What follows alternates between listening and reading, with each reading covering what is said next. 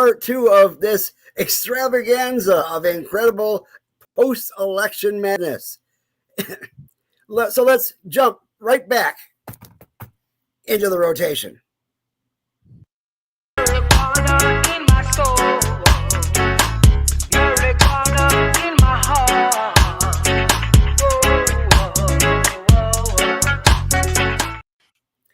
Once again, I am Gary Stein, the political director of Suncoast NORML. Right above me is our executive director, Chris Cano, who is coming to us from above the Beltway, where he hits him below the Beltway. And in my upper right-hand corner there, we have Carlos Angel Almeida, our deputy director, our engineer, and the head of Chillum CBD and Shroom Gallery. And in the lower right-hand corner, we are very honored to have the Deputy Director of National NORML, Paul Armentano. Paul, how are we doing today? We're doing okay. It's good to be here. And where are you right now? I am located outside of Washington, D.C. And you've had a pretty big week over there. I was amazed that the hearing came off right after the elections, considering everything else that was going on. But they had a big hearing this week. A subcommittee meeting. It was focused lasered on cannabis. What was it all about? Absolutely. Members of the House Oversight Subcommittee on Civil Rights and Civil Justice were the ones who called this hearing. You're right. At a time when Congress is very busy, members of the House made time. They made about 2.5 hours to discuss cannabis policy reform. And I was honored to be among one of the witnesses that was invited to speak to the committee and respond to their questions. And I think it really indicates a couple of things. One, it shows that for many members of Congress, this issue absolutely is a priority. Two, it illustrated that on this particular issue, members of both parties are willing to reach across the aisle and work in a bipartisan manner. That's going to be very pivotal going forward because we are going to have a divided government where we're going to have Republicans leading the House and Democrats leading the Senate. Third, and maybe most importantly, the tone and the tenor of this hearing really illustrated just how much things have changed in Washington, D.C.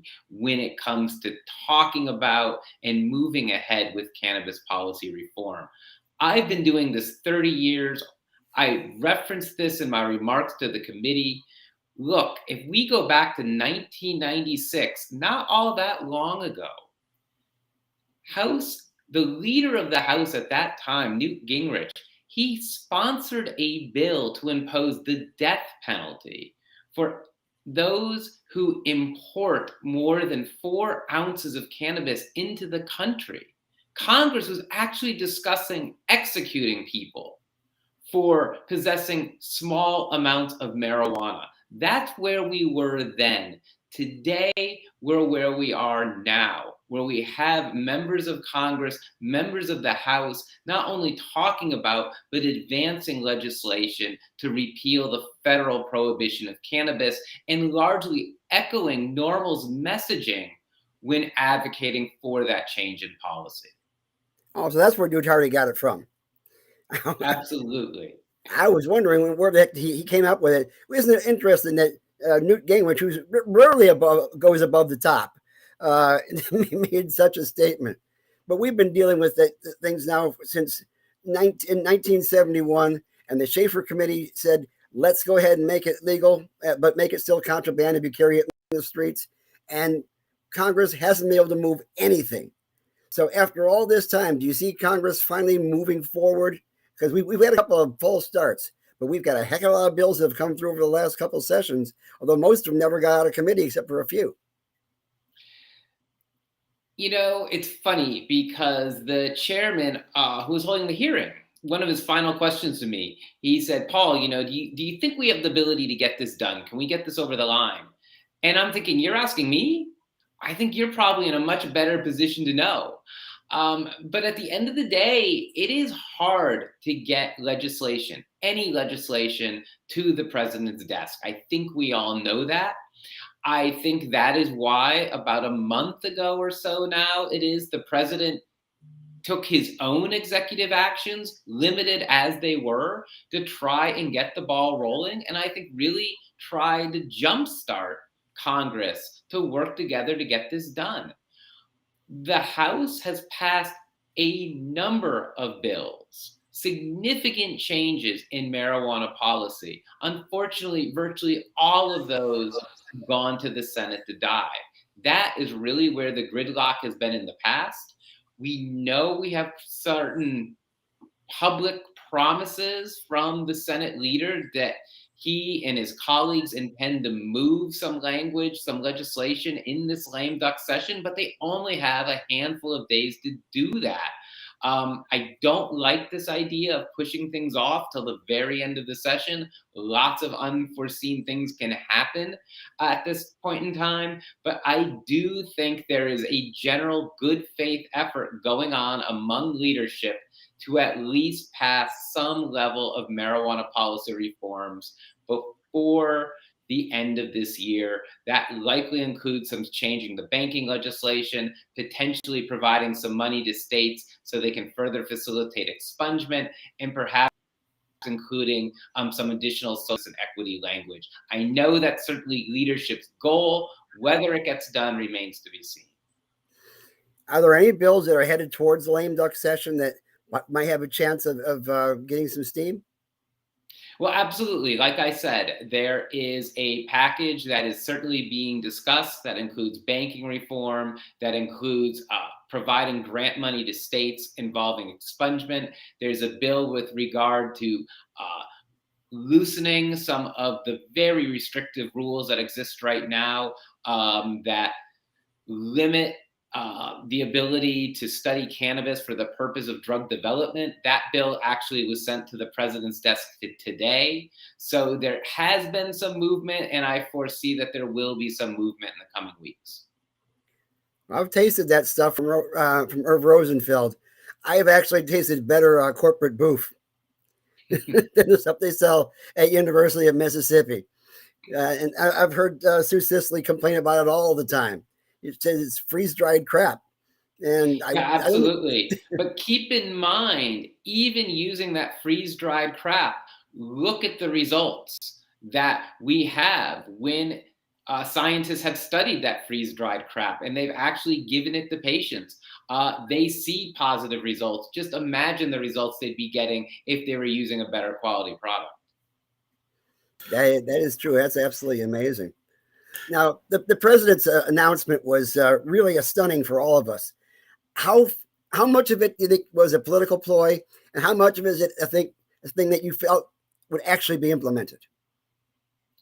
So this was the fulfillment of a campaign promise that the president had made. He was quite vocal ahead of the election in saying that if he was president, he was going to take these particular actions. And this was something we had advocated for, something we had lobbied him to do, to use his presidential pardon power to issue these sort of mass pardons. Now, I've heard some people be critical of the president and say, well, a pardon isn't the same as an expungement. And there are only a limited number of people eligible to receive these pardons at the federal level because most arrests occur on the state level. That's all true. But the executive branch only has limited authority. The president is not the legislative branch. He cannot, with the signing of a pen, eliminate or repeal marijuana policy. He can't create expungements at the state level or even at the federal level. So I think it was terribly important for the president to follow through on his pledge, for the most powerful elected person in this country to publicly castigate federal marijuana prohibition as a failed priority, to issue pardon relief to about 6,000 individuals, and to bring further attention to this flat earth policy that we've had since 1970 that inappropriately classifies cannabis as a Schedule I controlled substance. Keep in mind, as part of the president's edict, he initiated the requisite agencies to once again take part in a review of cannabis's Schedule 1 prohibitive status. Now, I'm not particularly optimistic that that review is going to either be timely nor lead to the sort of outcome we want. But once again, by doing so, I think it puts a lot of pressure on Congress, who has to know that as the legislative branch, as the entity that enacted these terrible federal policies in the first place, the burden and responsibility is really on them to fix the mess they created. It's not on the president, and it's not on some bureaucratic agencies that arguably would take years to move this process forward if they do it all. Well, I did notice the fact that, number one, none of the things on his cannabis announcement have gone before a federal judge to be blocked yet, which is kind of nice. But Yes.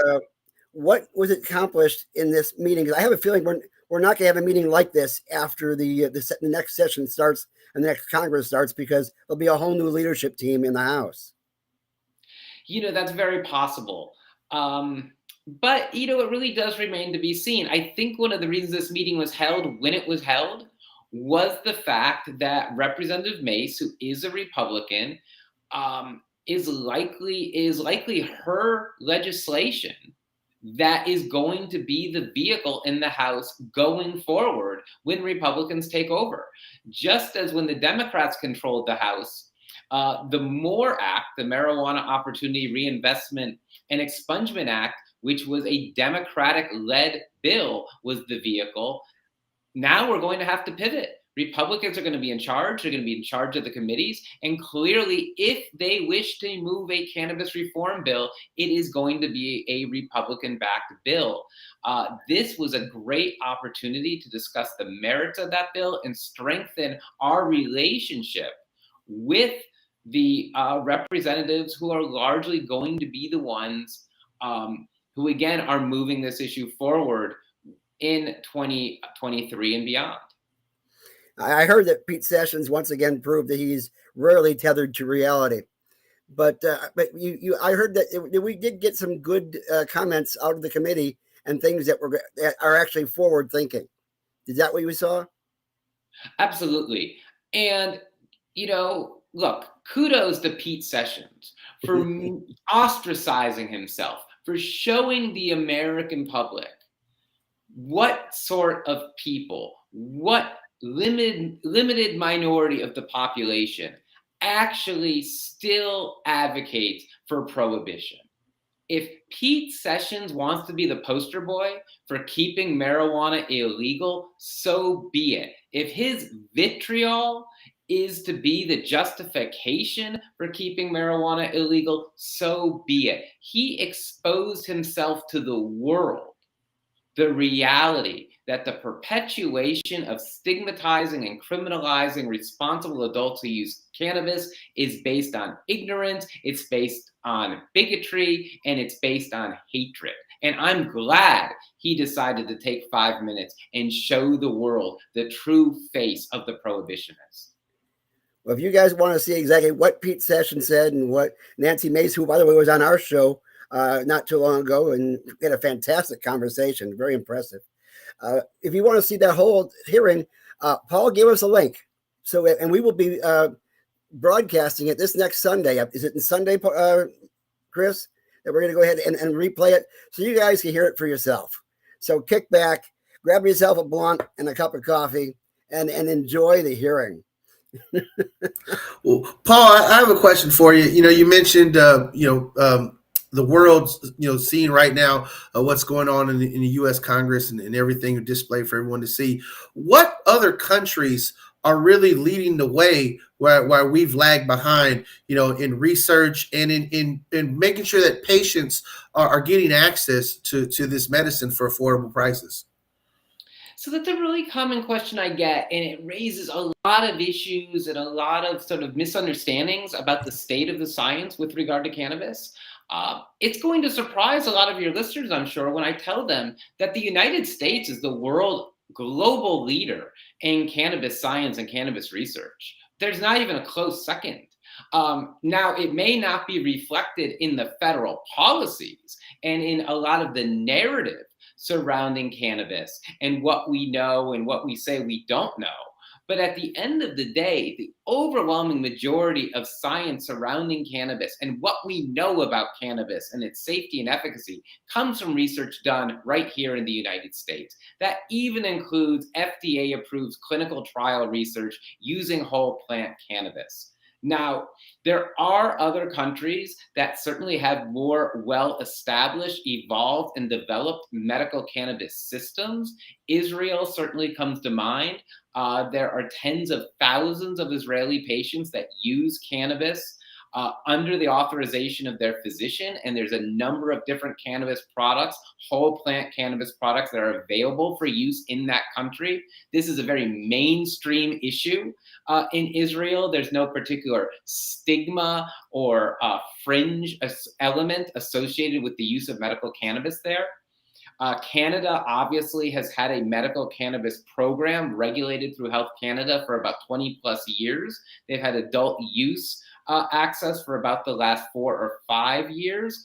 But despite that change in policy, Canada for many years really lagged on actually producing clinical cannabis research that we could learn from. Same with the Netherlands. Yes, cannabis is available, but they were certainly not a world leader in cannabis-specific research. I would dare say they were behind Spain and a number of other countries that took looking into the efficacy of the plant far more seriously.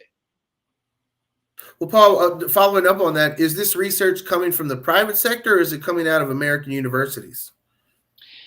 It is generally coming out of academia, but those universities are generally applying for money and using federal dollars to help pay for this research. Look, it's very difficult I shouldn't say it's very difficult, but this is a very different line of research. Look, most research on medical efficacy of products is funded privately. It's funded by pharmaceutical companies. And there's an obvious reason why. They're looking for a return on their investment. They're looking to bring a product to market and then make back all of the money they had to spend on the front end. There is no return on investment right now in the United States for medical cannabis, for plant flower cannabis. Therefore, there's no incentive, particularly from the private sector, to do the sort of research trials we would generally see done if this was some sort of proprietary formulated compound. So fortunately, and I mean this, fortunately, state governments and the federal governments for decades now have largely been the ones funding the research that we have. The state of California has funded dozens of controlled clinical trials looking at the safety and efficacy of cannabis in patients. The state of Florida funds research. The state of Colorado funds research. The state of Connecticut funds research. The state of Pennsylvania funds research. That's why we have the research we have. I always wondered how you could trust the research coming out of your University of Florida, considering the fact that they have Kevin Sabet on their faculty. You know, I hear claims like that all the time. And, you know, the fact is there is quite a division, I would say, between who may be on the board of some of these groups and what the scientists are doing and what they're publishing. You know, again, we can look at something like the CMCR, which is the Center for Medicinal Cannabis Research in California. It's a conglomerate of a number of different universities, including UC San Diego, UCSF, and UC Davis, a number of schools. They've published very valuable research looking at the use of cannabis in patients with HIV, with neuropathy, with diabetes, with sleep disorders. Regardless of who may serve on the boards of those institutions, who may currently be among their administrators, the fact is it's solid research, it's published in peer-reviewed journals, and it is moving our issue forward, and it's allowing us to substantiate the claims that we've heard from patients over the last few decades. Okay, Chris, Carlos, do you have any other questions for Paul? Well, Paul, I just want to say thank you to all the hard work that you've done over the many years at NORML. Just the way you've helped compile research as well and help create a resource that other chapters can go to that really can disseminate this information. You enlightening us here on the show and enlightening our listeners about the cutting edge research that is happening, and hopefully someone sees this today and they want to take up their own research projects. They want to study it. I mean, for me, that was something that I did in my master's program at University of South Florida. Is I wanted to examine cannabis prohibition as a policy. I wanted to do a comparative analysis of what states are getting it right, and I wanted Florida to get it right. And for 5 years now in Florida, we've continued to work, and we're going to continue to work to push a patient-centric agenda.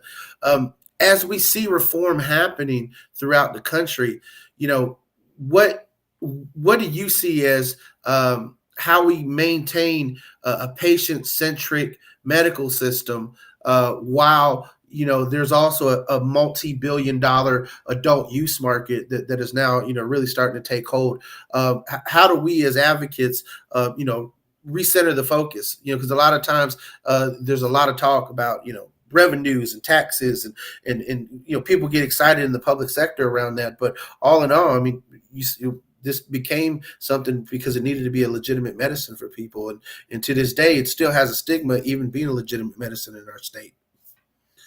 Yeah, absolutely. NORML was founded under the belief that there needed to be an advocacy group for the consumers. And that was our focus then. It remains our focus now.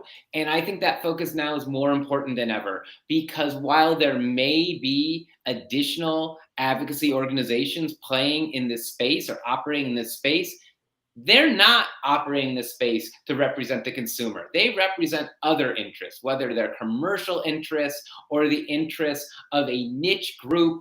They're not speaking on behalf of the consumer. And patients, in fact, are consumers, or arguably our most important consumers, and their needs ought to be prioritized. And their needs are oftentimes very different than the motivations and desires of adults who are using cannabis just for recreational or social purposes. So I think it's very important. I'm not necessarily in agreement with all of my colleagues on this, but I'm of the personal belief that these are two different markets and they shouldn't be collapsed into a single market.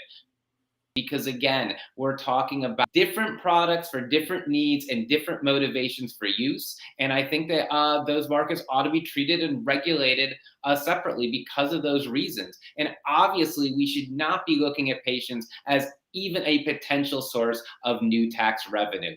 That is absurd. It's insulting. It's repulsive. And I hope that things get better for us from here on in. I know there's a lot of concern and confusion right now in regards to these novel cannabinoids being derived from hemp and whether they should be regulated or not, because a lot of them popped up because of the too stringent regulation on the actual THC normally coming from the plant itself. Well, that's the law of prohibition, isn't it? That through prohibition by criminalization, an outgrowth of that is the creation of a new line of products, and products that arguably are more potentially harmful than the original product that was the government or law enforcement were trying to prohibit. I share your concern about a lot of these novel cannabinoids, not because I particularly think cannabinoids are dangerous, but because I am skeptical with regard to the practices with respect to how these products are produced. I'm concerned about their purity and their quality, and the market's entirely unregulated right now. People can say what they want about these products. They can put any labeling on these products. They can reduce them however they want.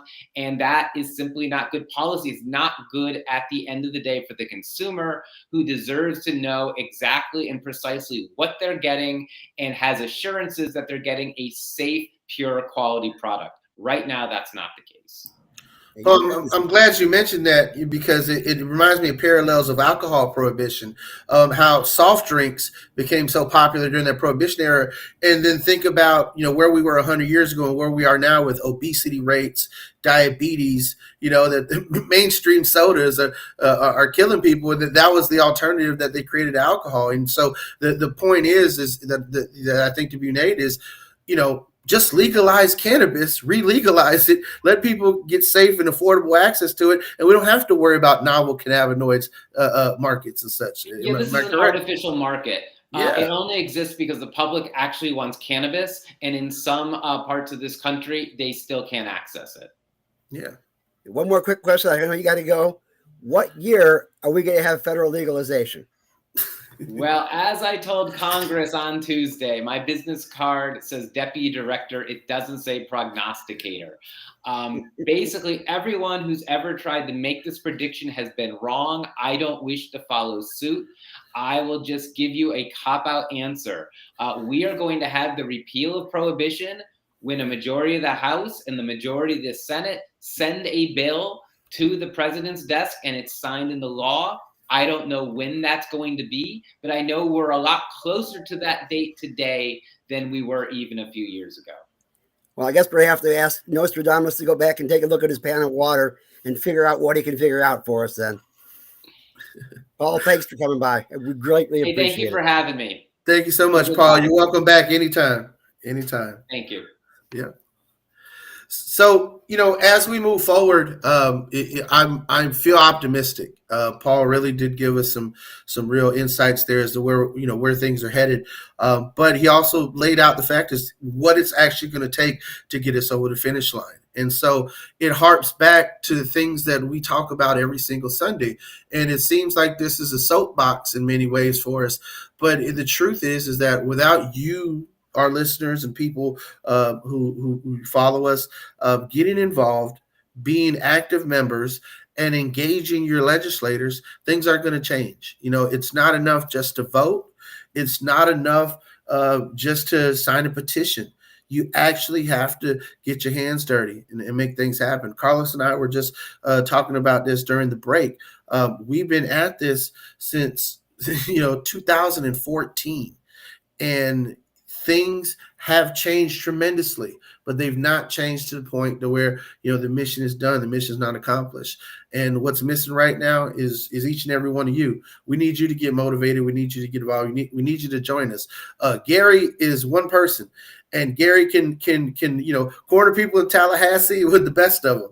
But it's imagine having hundreds of you joining us for a lobby day and how that changes things, where legislators welcome us into the office and there's not enough room in the office for everybody to sit down. This is the type of level of engagement that we need if we're going to push things over the top, because once people get elected, once the election die down like it is now, the legislators themselves need to be held accountable. They have to be reminded of why they're there, who put them there, and that they're public employees of each and every one of you. And they're not there to be lords and control their own fiefdoms, but rather you put them in there to represent you and to get what you want done. And if cannabis reform is something that you want done, if protecting your civil rights is something you want done, if the ability to grow at home is something that you want done, then become a NORML member. Join Suncoast NORML. And remember a world with 100 of me. And do you really want that?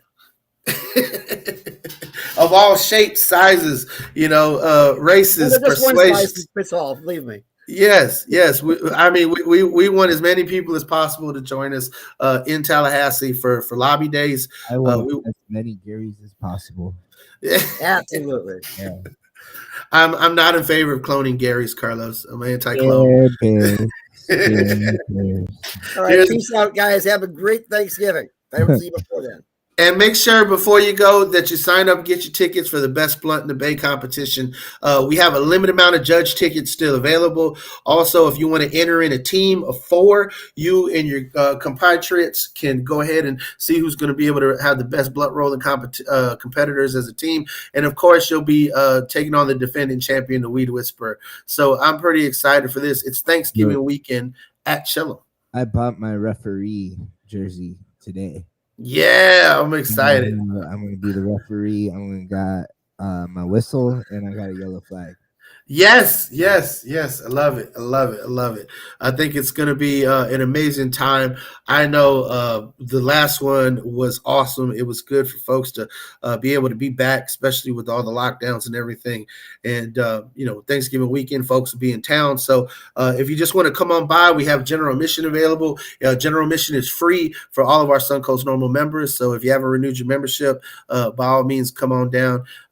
If you need to pick up your membership pin and card, you can do so by stopping by Chillum anytime during normal business hours from 11 to 11, and they're happy to have you there. See the address right there, 1714 East 7th Ave, Tampa, Florida. That's right. And so, again, on Thanksgiving weekend, Saturday, November 26th, it's going down. And you know what? People give Uncle Joe, Sleepy Joe, a lot of crap. I given him crap, but it was said that his pardons, that his executive order was, essentially the electrical spark to get things resuscitated. And I'm happy to see that. I'm hopeful that we can work with the Republican members of Congress, especially our ally like Nancy Mace, to get the States Act passed through the House. And then, hopefully in the Senate, Democratic Senate can conference and get something done in the next year. I would like to see cannabis reform put to bed before we go to the 2024 elections and the instability of what can happen with a new president, new Congress, even then. So right now, having the Senate Majority Leader still being the Senate Majority Leader and being the sponsor of the Cannabis Administration and Opportunity Act gives us a lot of optimism and hope, and having strong allies in the House and having the state's bill sponsored by Nancy Mace, it's going to make a big difference. And big news today, in case folks haven't heard, Nancy Pelosi is stepping down as the Democratic leader, especially since she lost that, and also Steiny Horner, who's the number 2 guy behind Pelosi, is stepping down. So there'll be big changes for Democrats in the House among their leadership. Hopefully we can have a newer generation that wants to put cannabis reform to the forefront of the agenda. Will be beneficial for everybody. So right. When we'll see everybody in the rotation. So to say one last time that I love you, Kano. I appreciate you. I love y'all, man. Everybody in Florida that's pushed for cannabis legalization, no, I haven't eaten any of my mushrooms. I just love you guys. All right. So I just wanted to say that there's plenty of people here in Florida that have been fighting, and we're going to keep fighting, and we'll get cannabis legalized, and we'll do mushrooms together. Bye.